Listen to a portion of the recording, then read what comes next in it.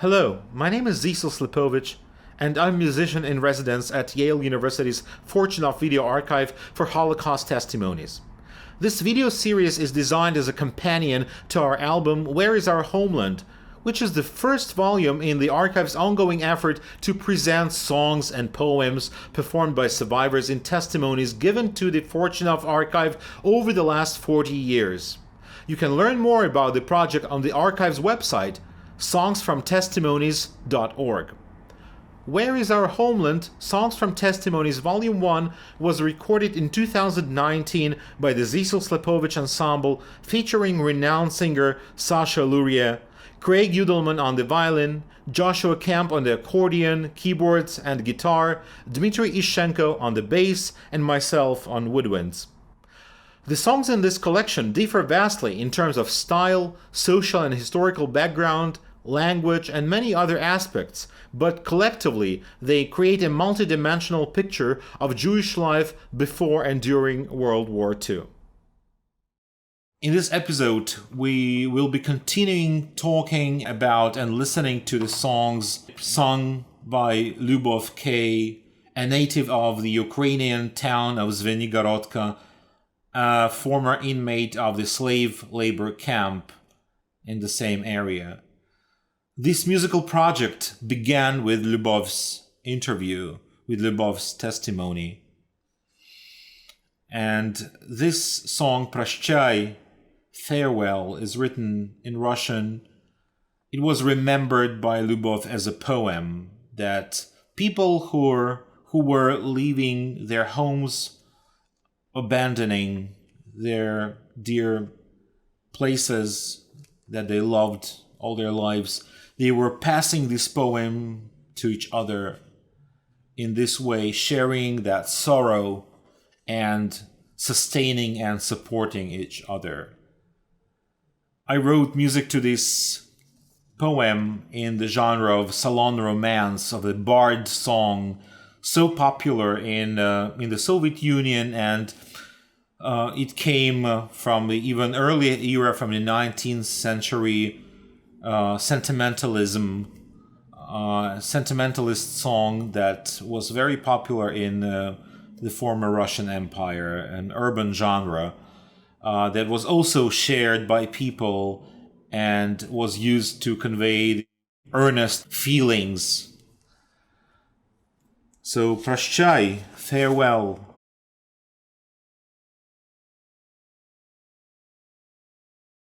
Прощай, город наш родимый, прощай, любимая семья, прощайте, матери родные, обождите, прощайте, все хорошие друзья. Идем в дорогу мы слепую, не знаем, что ожидает впредь, но думаем сумную, что нас там ожидает смерть. С горы в долине показались дома неморожа села, и сильно сердце застучалось, и покатилась слеза. Жилищем нашим оказалась свинарня без окон и дверей. Там сильно ветер продувал нас, и мы там зябли до костей.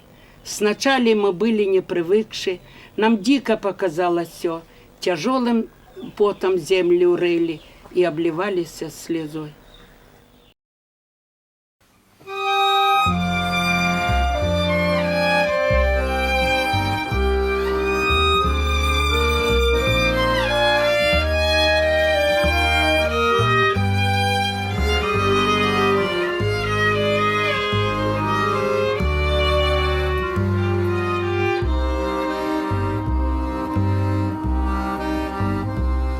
Прощай, город наш родимый, прощай, любимая семья, прощайте, матери родные, прощайте, все хорошие друзья.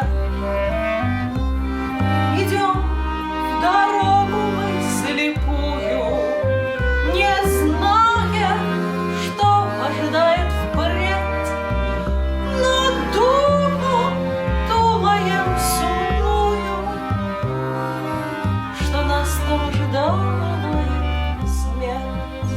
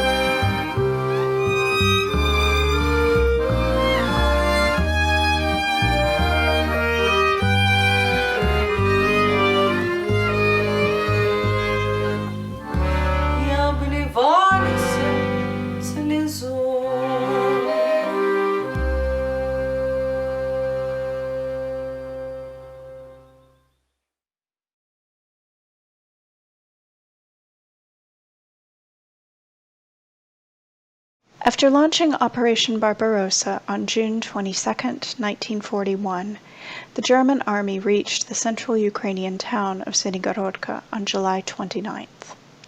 In 1939, the Jewish population of the city had hovered just below 2,000, with Jews representing approximately 14% of the total population.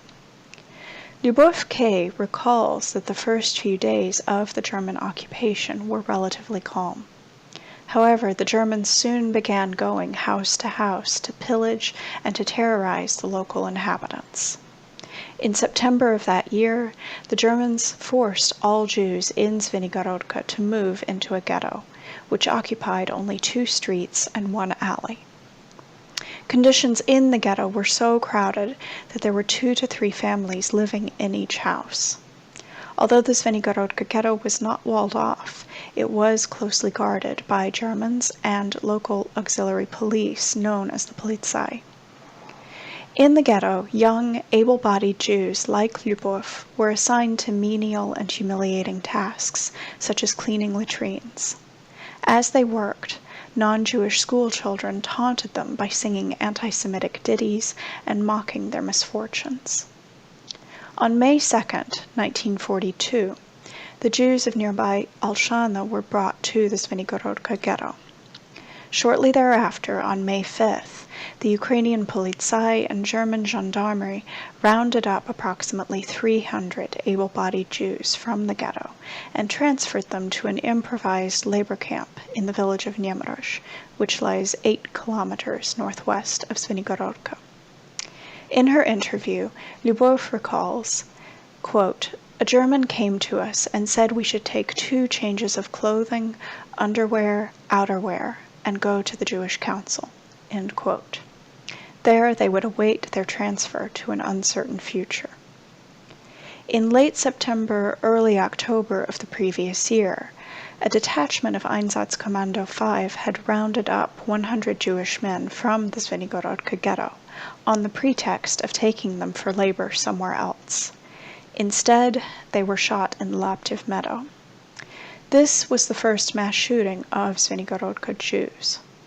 So in May 1942, when Liubov and approximately 300 other Jews were rounded up to be taken for labor, they were understandably prepared for the worst. It is this profound sense of anguishing uncertainty that inspired the words of their song Proschai, which Liubov recites in her testimony. Quote, "Farewell, our native city. Farewell, families so dear.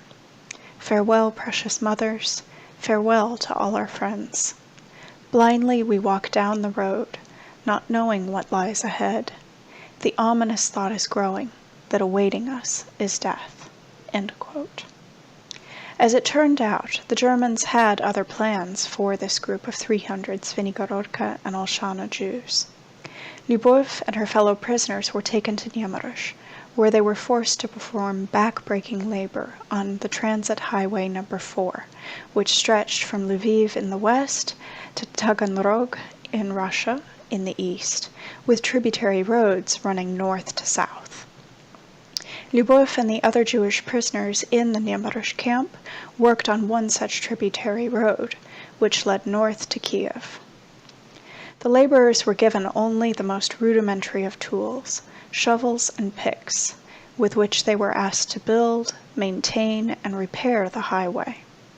And while the labor they provided was valuable, the German overseers and local auxiliary police who guarded them saw these prisoners as expendable. To say that conditions in the Niemirozh camp were rustic would be a profound understatement. The prisoners lived in an unheated barn, and as Liubov recalls, quote, "We slept directly on the ground. There was nothing to cover ourselves with, so we returned from work in our clothes and ate the thin gruel that they gave us. They cooked it for us twice a day, morning and evening. No salt, a quarter of a bucket of millet to 17 buckets of water." End quote. The prisoners' daily struggle for survival under these conditions inspired the words of their song, quote, "Such a home we were given, a pig stall without a window or a door. A heavy wind blew right through us, and chilled us down to the bone. At first we were not used to it, such savagery, brutality. With sweat we toiled to till the earth and watered it with tears." End quote. In the evenings, after work ended, Liubov and her fellow prisoners passed the time by singing and composing songs. This process of writing songs and sharing them boosted their morale immeasurably as they endured daily hardships and losses, giving voice to their feelings of hope and despair.